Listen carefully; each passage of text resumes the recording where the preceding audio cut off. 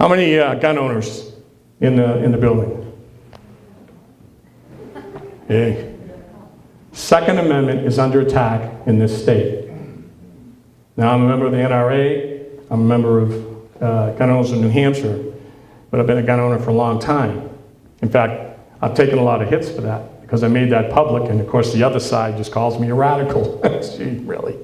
With what's going on in Washington, they're calling me a radical. I just found that pretty hysterical.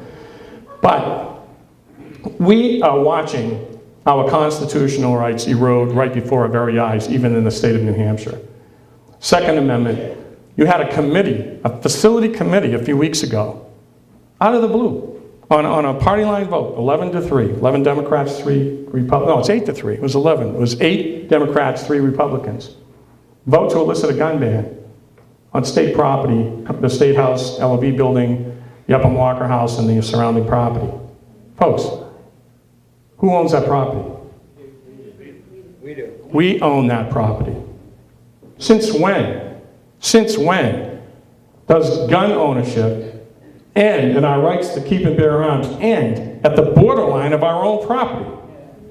This is madness. It's absolute madness. I can tell you factually, there's a lot of state reps that have always had concealed weapons going into the council and chambers.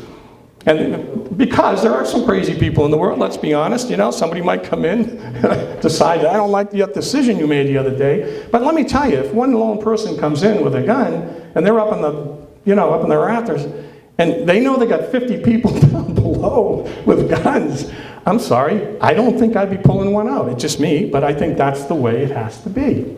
They don't have these big problems in Texas. Or they're surrounded in the gallery. Right, that's the other thing too. And that's part of the reason this happened, you know.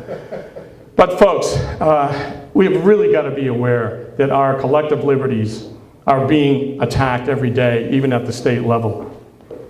We have to really make a change, and that change is coming. 2010 elections, these midterm elections, in my view, are the most important in our history. The reason? Because we will decide with our votes if we're going to wind up being a socialist, Marxist type country, or we're going to protect our liberty and our freedom